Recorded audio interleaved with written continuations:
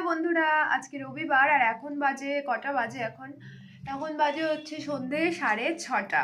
তো ওই যে স্নিগ্ধা এখন খাবার খাচ্ছে, তাই না? ও এখন টিফিন করছে। আর ও টিফিন কি খাচ্ছ তুমি? আমি হচ্ছে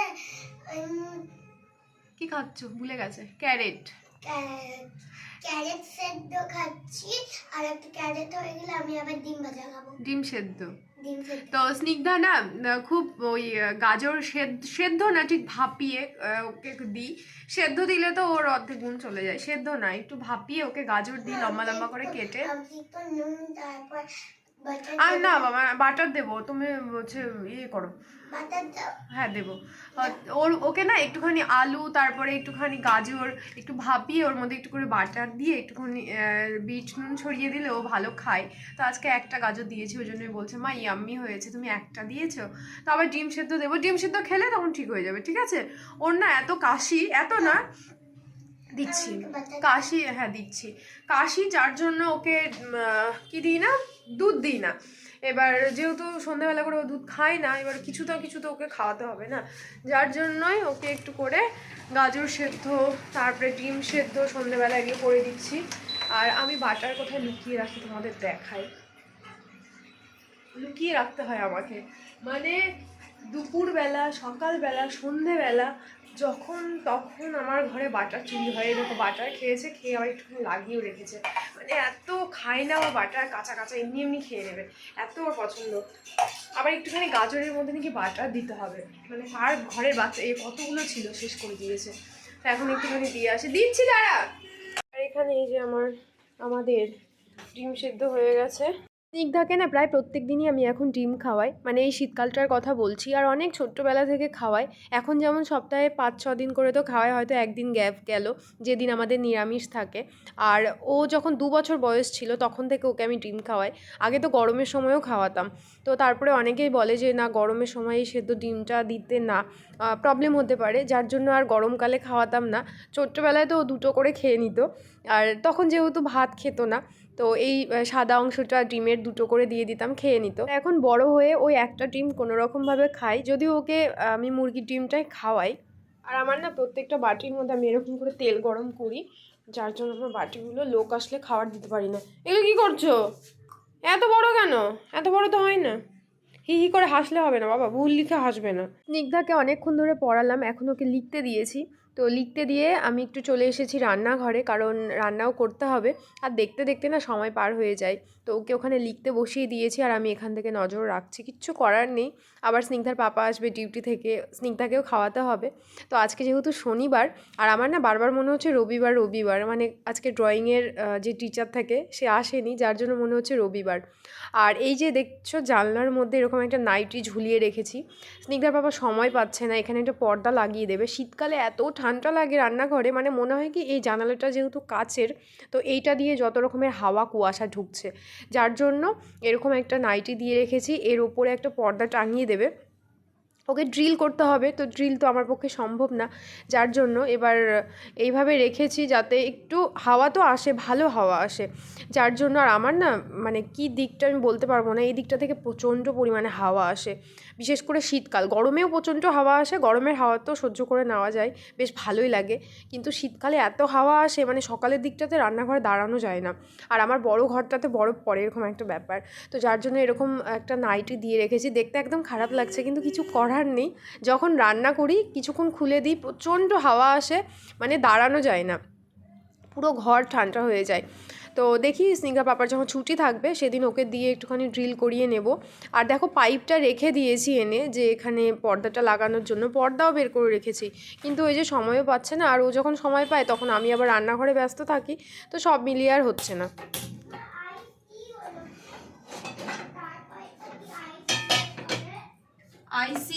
আইস আমার না শীতকালে রুটি করতে ভীষণ বিরক্ত লাগে, গরমকালে তো আরোই ভালো লাগে না, মানে আমার রুটি করতে ইচ্ছে করে না। কিন্তু তবুও প্রত্যেক দিন স্নিগ্ধার জন্য 2টো করে করতে হয়, না হলে বাচ্চা মানুষ ভাত ও অত খেতে মানে পারে না প্রত্যেক দিন দুবেলা করে। আর তোমাদের একটা এর আগেও দেখিয়েছিলাম, এর আগে শীতকালে দেখিয়েছিলাম হয়তো, কারণ শীতকালে তো আলু সিদ্ধর ব্যাপারটা বেশি থাকে। তো এই যে হাঁড়ির মধ্যে চাল দিয়ে দিয়েছি, একটু বেশি করে জল দিয়েছি। এবার আমি আলু যেভাবে সেদ্ধ দিই এরকম একটা চামচ নিই, চামচের মধ্যে না আলুগুলোকে গেঁথে গেঁথে দিই, এরকম গোটা আলু দিই। আর অতিরিক্ত বড় বড় যে আলুগুলো হয় সেগুলো হাফ হাফ করে দিলেও হয়। তো এইটা স্নিগ্ধার পাপা আমাকে দেখিয়েছিল, তো আমি না তখন হেসেছিলাম যে বাবা এরকম করে আবার আলু সেদ্ধ দিতে হয়, নতুন রাঁধুনির জন্য কত কিছু। কিন্তু তারপরে যখন আমি ট্রাই করেছিলাম দেখলাম যে যখন ভাত হয়ে যায় ওখান থেকে আলু খুঁজে বের করা না বড় একটা বিরক্তিকর ব্যাপার। মাঝে মাঝে তো আমি ওই আলু খুঁজে বের করার জন্য আলু সেদ্ধই মাখতাম না। তো তারপর থেকে যখন এইভাবে চামচের মধ্যে করে গেঁথে গেঁথে দিই, দেখি চামচটা তুলে নিলেই পুরো আলুগুলো বেরিয়ে আসে। তো বেশ ভালো জিনিসটা, তোমরা কখনো করে দেখতে পারো। আমি তো আগে আলাদাভাবে সেদ্ধ দিতাম, মানে আলু এই ভাত থেকে খুঁজে বের করার জন্য কতবার যে এরকম হয়েছে যে আমি আলু সেদ্ধই করিনি, মানে আলু সেদ্ধ মাখাই করিনি। তো বেশ ভালো জিনিস, জানি না কোথা থেকে এই বুদ্ধিটা বের করেছে, কিন্তু বেশ কাজের একটা জিনিস। তো তারপরে দেখো পড়াতে পড়াতে ওকে একটুখানি পড়িয়ে নিলাম, মানে কিছুক্ষণ পরে আবার লিখে, আবার কিছুক্ষণ পরে আবার লিখে, এরকম দুষ্টুমি করেও।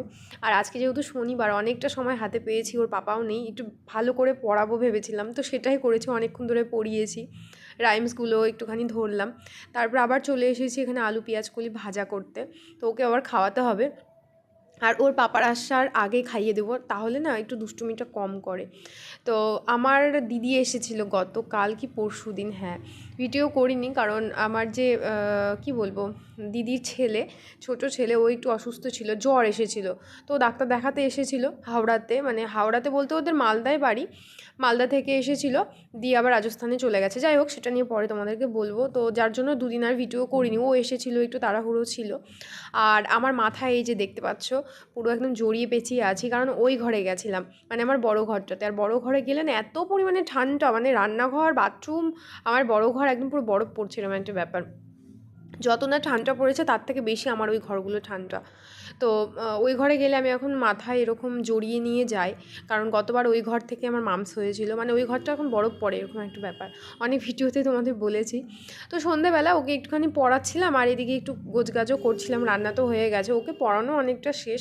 তো এখন একটুখানি গুছিয়ে না রাখলে না এত জামা কাপড় একসঙ্গে হয়ে যায় যে তখন দেখলেই ভয় লাগে যে এত জামা কাপড় কী করে গোছাবো। শীতকালে রাত্রেবেলা কি রান্না করব এই জিনিসটা ভাবতে হয় না, যেহেতু গরম গরম ভাত থাকে, তো গরম ভাত সঙ্গে এরকম আলু টমেটো সেদ্ধ, তারপরে বেগুন পোড়া, ধনে পাতা বাটা, মানে এত কিছু থাকে তখন না, আর ঝোল, তারপরে ডালের প্রয়োজন হয় না। আর এই যে বলছে মাংকি দাঁড়িয়ে আছে, সত্যি তো তোকে মাংকি লাগছে। আর কালকে স্নিগ্ধাকে এই মাংকি টুপিটা কিনে দিয়েছি, এটা মাংকি টুপি না, ঠিক বড়রাও পরে। দেখি আমার দিকে তাকাও, ভাল লাগছে, সুন্দর লাগছে। আসলে ঠান্ডা ভালোই পড়েছে, বাচ্চা মানুষ সব সময় না ওই সোয়েটারের টুপিগুলো পরতে চায় না, যার জন্য কালকে একটা কিনে দেওয়া হয়েছে। এই যে স্নিগ্ধার, আচ্ছা ঠিক আছে, রাতের খাওয়া দাওয়ার রুটি, ওর জন্য রুটি, আমাদের ভাত, রুটি, ডিম ভাজা, আলু সেদ্ধ আর পেঁয়াজ কলি আলু ভাজা। এসো মামা বসো। স্নিগ্ধাকে এখন অনেকবার বলো আলু সেদ্ধ, এত আলু সেদ্ধ খেতে ভালোবাসে মানে কি বলবো। আর আমি না লিপ বাম পরে আছি, মনে হচ্ছে ঘরে লিপস্টিক পরে আছি, ঠোঁটগুলো পুরো ফেটে হাঁ হয়ে যাচ্ছে না, এত আলু সেদ্ধ খেতে পছন্দ করে, এত আলু সেদ্ধ। ধরো তো স্নিগ্ধার মাঝে মাঝে স্নিগ্ধা মাথা থেকে টুপি খুলে দেয়, আবার ওকে ধরে বেঁধে পরানো হয়। এই যে কিছুক্ষণ আগে পরিয়ে দিলাম, আবার খুলে ফেলেছে। আসলে বাচ্চা মানুষ তো এই ছোট চুলে না লাফাবে না, খেতে খেতে, কি বলেছি, খেতে খেতে লাফাবে না, ছোট চুল তো চুলকায় মাথাটা। আর আমার সবসময় দেখতে পাবে, কারণ গতবার আমি এমন মানে কষ্ট পেয়েছি ঠিক এরকম সময় থেকে আমার ঠান্ডা লেগেছিল ওই ঘরে থেকে থেকে, মাথা ব্যথা শুরু হয়েছিল, মাথা ব্যথা থেকে গলা ব্যথা থেকে মাংস। তোমাদের কি দেবো, দিচ্ছে আলু সেদ্ধ, পাগল কি এ বাবা, এ কি রে বাবা। তো গতবার এরকম হয়েছিল, হতে হতে না দিয়ে এই দিকটা ব্যথা করতে শুরু করছিল। তোমাদের যাদেরই হচ্ছে, মানে যদি বাই চান্স হয় অতিরিক্ত ঠান্ডা লেগে সঙ্গে সঙ্গে ডাক্তারের কাছে চলে যাবে, না হলে এগুলো ফুলে পড়ে এই হয়ে যাবে। আর কষ্ট সেটা তো কোনো তুলনা নেই, মানে এত কষ্ট হয়। তো গতবার যেহেতু প্রচুর পরিমাণে কষ্ট পেয়েছে, আমার বরাবর স্নিগ্ধা, তো আমার ব্যাপারটা ধরাই যাচ্ছিল না, মানে আমি তো মামস বলে কিছু হয় সেটাই জানতাম না। তো মামস হওয়ার পরে যখন আমার হলো, তারপরে যখন দেখলাম স্নিগ্ধার সেম সিমটম, গলা ব্যথা করছে, খেতে পারছে না, একদম ফুলে যাচ্ছে, তখন ওর বেশি দিন না 2-3 দিনে ঠিক হয়ে গেছিলো। কিন্তু আমি না ভালো কষ্ট পেয়েছি, মানে আমার আশপাশে যারা আছে তারা দেখেছে, প্রচুর কষ্ট পেয়েছি, খেতে তো পারতামই না। আবার 1 বছর হলো, তো এবার আমি এত প্রোটেকশন নিয়ে আছি, সবসময় জুতো মোজা পরে থাকছি। আর বাইরে গেলে এই যে কান, আর ঘরে থাকলে এই কান আমি ঢাকিয়ে রাখবো, আর যাই করি না করি। তো যাই হোক বন্ধুরা, আজকে ছোট্ট একটা ভিডিও তোমাদের সঙ্গে শেয়ার করলাম। আজকের ভিডিওটাকে এই পর্যন্ত রাখছি, দেখা হচ্ছে তোমাদের সঙ্গে কালকে অন্য কোনো ভিডিওতে।